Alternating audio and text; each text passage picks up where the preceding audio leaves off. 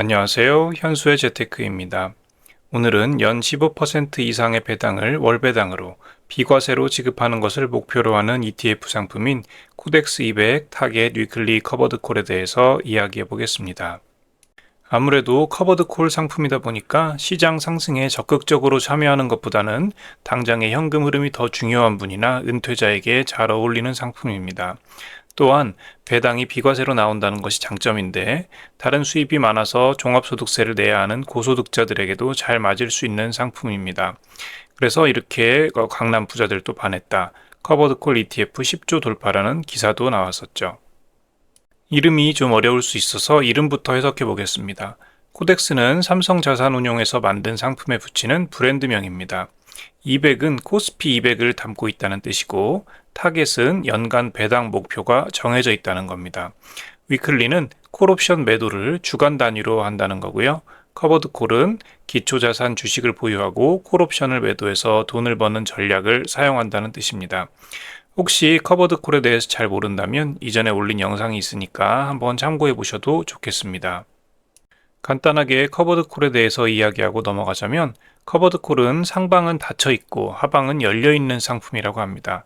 커버드콜 ETF 내에 주식을 100주 담았다고 해봅시다. 해당 주식의 콜 옵션을 개당 1,000원에 100개를 팔아서 10만원의 옵션 프리미엄 매도 수익을 얻고 이걸 투자자들에게 분배해 주는 것이 커버드콜입니다. 이미 콜 옵션을 팔았기 때문에 주식이 올라가도 내가 얻을 수 있는 수익은 없습니다. 내 콜 옵션 사간 사람들에게 수익을 줘야 하니까요. 대신 주식이 내려가면 나도 주식을 100주 가지고 있으니까 하락은 같이 맞습니다. 만약 어떤 주식의 주가가 이렇게 움직인다고 해보죠. 처음에 하락했다가 다시 상승했다가 다시 하락하면서 주가는 결국 제자리에 돌아왔습니다. 커버드콜은 하락할 때는 같이 하락하고 상승할 때는 횡보, 하락할 때는 다시 하락합니다. 실제로 이렇게까지 기초자산 가격을 못 따라가지는 않겠지만 설명을 위해 단순하게 그렸습니다. 또한 분배금으로 인한 수익은 표시하지 않고 ETF의 가격만 표시했다고 이해해 주세요. 사람들이 처음에는 배당 많이 준다고 좋아했는데 이 주식이라는 상품의 특성이 상승과 하락을 반복하지만 우상향한다는 점에서 커버드콜은 불리한 점이 많았죠. 그래서 이런 단점을 보완하기 위해 2세대 커버드콜 상품들이 출시됩니다. 바로 이름에 타겟이나 고정이라는 말이 붙어 있는 상품들이죠. 아까 커버드콜 설명에서 콜옵션을 팔아서 돈을 번다고 했죠. 타겟이나 고정은 콜옵션을 얼마나 팔지를 정하는 겁니다. 기존 커버드콜은 주식이 100주 있으면 콜옵션을 100개 팔았는데 이제는 콜옵션을 50개, 30개 또는 20개 이런 식으로 가지고 있는 주식보다 적게 파는 거죠. 이렇게 하면 콜옵션을 팔아서 얻는 수익은 좀 줄어들지만 주식이 상승할 때 상승분도 조금 먹을 수 있으니까요. 콜옵션 30개를 팔면 주식이 오를 때 주식 30주 분량은 상승에 참여하지 못하지만 70주 분량만큼은 상승에 참여할 수 있게 되니까 어느 정도 시장 수익률도 따라가게 됩니다. 아까의 예처럼 주식의 가격이 이런 식으로 움직여서 제자리로 돌아오게 되면 타겟 커버드 콜은 이런 식으로 주가가 움직입니다. 콜옵션을 전부 다 팔아버리는 1세대 커버드 콜에 비해서는 그래도 좀 낫죠. 타겟 커버드 콜은 내가 연간 목표로 하는 배당 수익률을 정해놓고 그 수익률을 달성할 수 있는 만큼만 옵션을 팝니다. 타겟이 15%라면 매달 1.25% 정도 배당을 줄 수 있는 만큼만 옵션을 팔겠죠. 옵션 가격은 계속 변하기 때문에 어떨 때는 많이 팔고 어떨 때는 적게 팔게 됩니다. 주식이 100주 있다면 2월에는 옵션을 20개 팔고 3월에는 옵션 가격이 좀 떨어져서 30개를 팔고 4월에는 옵션 가격이 좀 올라서 15개만 팔아도 되고 매달 파는 옵션의 양이 달라지는 대신 매달 나오는 배당금은 일정하게 되죠. 고정 커버드 콜은 내가 팔 옵션의 양을 고정합니다. 30% 팔기로 하면 옵션 가격에 상관없이 그냥 30%만 파는 거죠. 2월에도 30개, 3월에도 30개, 4월에도 30개. 이렇게 파니까 2월에는 배당이 1% 나왔다가 3월에는 1.2% 나왔다가 들쑥날쑥합니다. 대신 주식 가격 상승분에 참여하는 것은 일정하게 70%만큼은 참여하게 되겠죠. 이렇게 옵션을 적게 파니까 주식이 상승하는 것도 어느 정도 따라가서 가격 방어가 됩니다. 그런데 옵션을 적게 파는 만큼 배당금은 1세대 상품에 비해서 줄어들겠죠. 그래서 이걸 상쇄하기 위해서 옵션을 자주 팝니다. 옵션은 잔존 만기에 따라서 가격이 크게 변하는데 만기가 짧은 걸 자주 팔수록 수익률이 오를 수 있다라고 이해하면 됩니다. 대신 수수료나 매매 비용도 같이 늘어나지만요. 결과적으로 주가 상승분을 못 따라가는 1세대 커버드 콜의 단점을 개선하기 위해서 옵션을 적게 팔고 옵션을 적게 팔아서 배당금이 줄어드는 단점을 개선하기 위해서 위클리 옵션으로 자주 파는 상품이라고 이해하면 됩니다. 자, 이제 기본 설명은 끝났고요. 코덱스 200 타겟 위클리 커버드 콜 상품에 대해서 한번 구체적으로 살펴보도록 하겠습니다. 주가로만 보더라도 상당히 올랐죠. 배당까지 포함해서 보는 토탈 리턴 수익률을 보면 더 많이 오른 것을 확인할 수 있습니다. 상장 이후 코스피와 비교해 보면요. 파란색으로 보이는 코스피와 붉은색으로 보이는 NAV, NAV는 배당금을 다 포함한 세전 수익입니다. 어쨌든 이게 코스피보다 많이 떨어지진 않고 거의 비슷하게 따라가는 걸 볼 수 있습니다. 여기서 초록색으로 그려진 것은 실제 ETF의 가격이고 ETF 가격은 좀 떨어져 있지만 그래도 얼추 올라오는 것을 볼 수 있고 배당을 포함하면 NAV 가격이 되는 거니까 손해라고 보기는 좀 어렵습니다. 실제 이 ETF가 추종하는 기초 지수에 대한 자료를 2019년부터 볼 수 있는데요. 여기 보면 떨어질 때는 화끈하게 떨어지긴 하지만 그래도 오를 때는 좀 따라가는 모습을 확인할 수 있습니다. 수수료를 보면 실부담 비용률은 연간 0.4705%로 낮다고 보긴 어렵지만 그래도 손이 많이 가는 커버드콜 ETF인 것을 감안하면 준수한 편입니다. 세금은 배당에 대해서 옵션 수익은 비과세이기 때문에 받는 배당에서 상당 부분은 세금이 없습니다. 매매 차익은 배당 소득세로 보유기간 과세를 하고 있는데 장기 보유하게 되면 살 때보다 가격이 떨어지기도 하고 또 기준가로 보게 되면 별로 오르지 않을 거기 때문에 큰 문제는 없고 매매 차익으로는 거의 세금이 발생하지 않을 겁니다. 구성 종목은 그냥 코스피 200이라고 보면 됩니다. 6개월간의 변동성은 15.15%로 주식 100%를 보유하는 상품인 것에 비하면 그럭저럭 양호한 편이라고 볼 수 있습니다.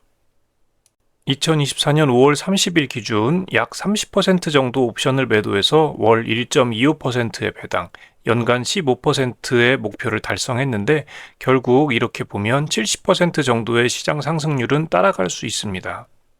기존 코스피 200 위클리 커버드 콜과 비교하면 주가가 상승하는 구간에서 더 많이 오르기 때문에 좋다는 걸로 보면 됩니다. 그래프를 보게 되면 파란색으로 그려진 것이 이번에 새로 나온 코스피 200 타겟 위클리 커버드 콜이고 회색으로 표시된 것이 기존 코스피 200 위클리 커버드 콜인데 회색으로 표시된 위클리 커버드 콜은 100% 옵션 매도를 하고 있기 때문에 상승 참여를 하기가 어렵습니다. 그렇지만 여기 파란색으로 표시된 코스피 200 타겟 위클리 커버드 콜은 70% 정도는 주가 상승에도 참여할 수 있다는 것을 장점으로 강조하는 내용입니다. 배당 부분을 살펴보면 막대 그래프 중에서 파란색으로 보이는 부분이 옵션 매도에서 나오는 분배금, 타겟 프리미엄이고 연두색으로 보이는 부분이 코스피 200 주식에서 나오는 배당금입니다. 배당금은 주식에서 나오는 거니까 좀 들쑥날쑥하지만 연간 2% 정도를 예상하고 있고 타겟 프리미엄은 15%로 고정해서 주니까 대략 1년에 17%의 배당을 예상합니다.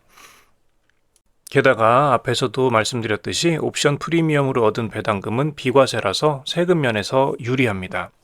예를 들어서 1억을 투자해서 17% 배당을 받는 상황을 가정하겠습니다.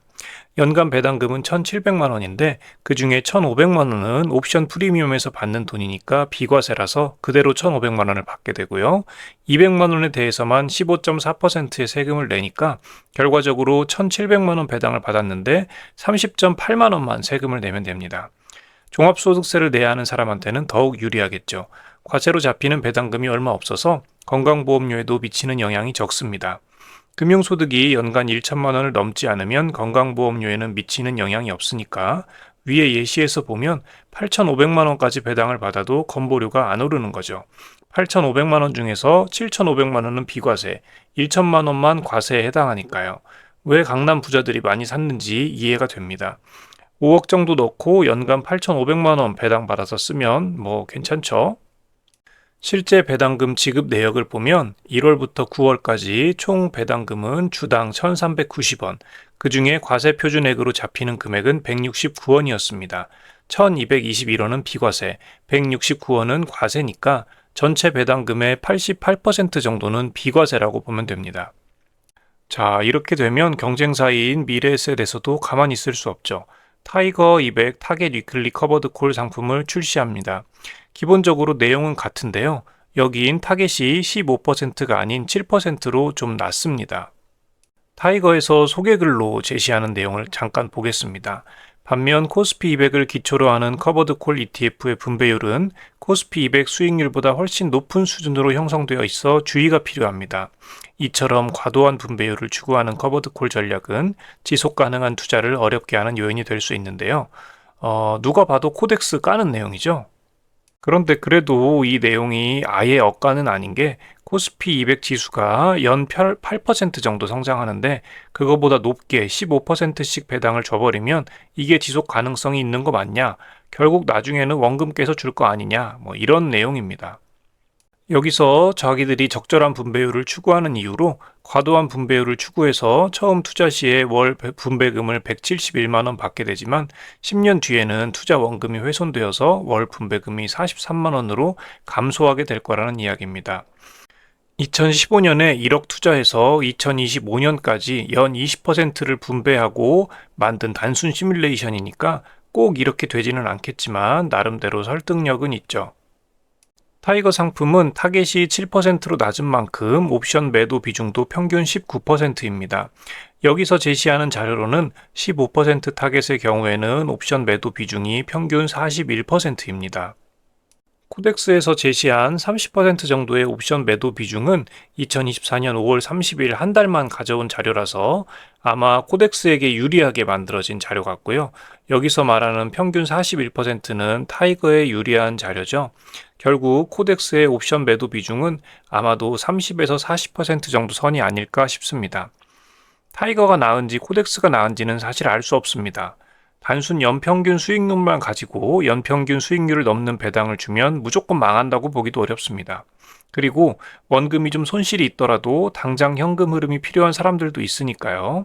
결국 여기서는 선택의 영역입니다. 타이거는 코덱스의 절반 정도만 옵션을 팔기 때문에 코스피 200의 주식 수익률을 좀 더 따라갈 수 있을 겁니다. 앞으로도 코스피가 잘 올라갈 거라고 생각한다면 타이거가 더 나은 선택이겠죠. 코스피가 올해 엄청나게 올랐습니다. 앞으로는 어떻게 될지는 모르죠. 결국 투자는 개인의 선택입니다. 개인의 상황에 맞는 상품을 잘 고르는 게 중요하겠죠. 그런데 앞으로도 코스피가 이렇게 질주할 것 같다고 생각하면 커버드 콜은 사면 안 됩니다. 타겟이든 고정이든 지수 수익률을 다 따라갈 수는 없으니까요. 그런데 코스피는 그럭저럭 오르락내리락 하면서 갈 것 같다고 생각하면서 매달 일정한 현금 흐름이 필요하다면 이런 상품도 고려해봐도 좋겠습니다. 오늘은 여기까지고요. 시청해주셔서 감사합니다.